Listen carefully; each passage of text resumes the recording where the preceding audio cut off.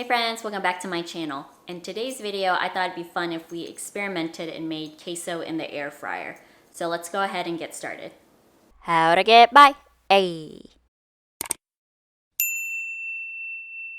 Alrighty friends, so this is how I'm going to make my queso. I have mild cheddar, this is some Hatch chili cheese, and then here's some pepper jack cheese, and I got all that from Aldi. Now you won't need a lot. I also have flour. You can use normal flour, your choice of milk, salt, and then cumin and chili powder. You could also use taco seasoning or whatever seasonings you normally make your queso with. Also, you will need some type of heat-safe bowl. This is actually just like a container you store leftovers. So first things first, you will need to go ahead and grab your milk. You'll probably want to do about a half cup and pour it into your bowl. From there, you will want to get 2 tablespoons of your flour.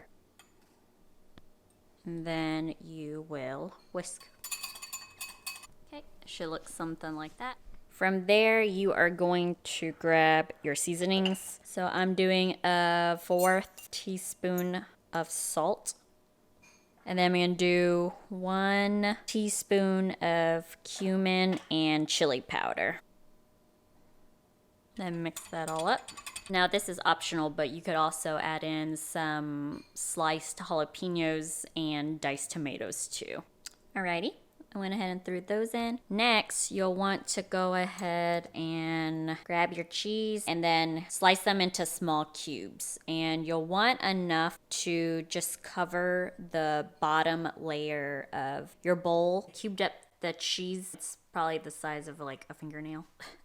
And I didn't use all my cheese. Now, the great thing about this recipe is you don't have to use a lot of cheese. And then you'll just want to make sure your cheese is covered.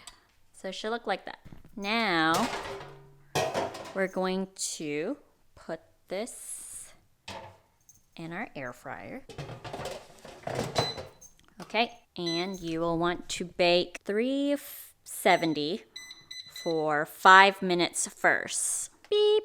All right.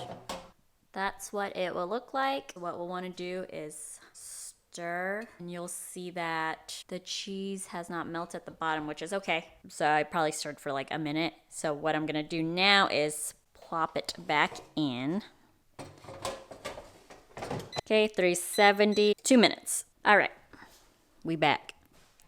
After those 2 minutes, you see it's starting to get nice and thick. And pretty much that queso is done. I'm not seeing any additional clumps of cheese.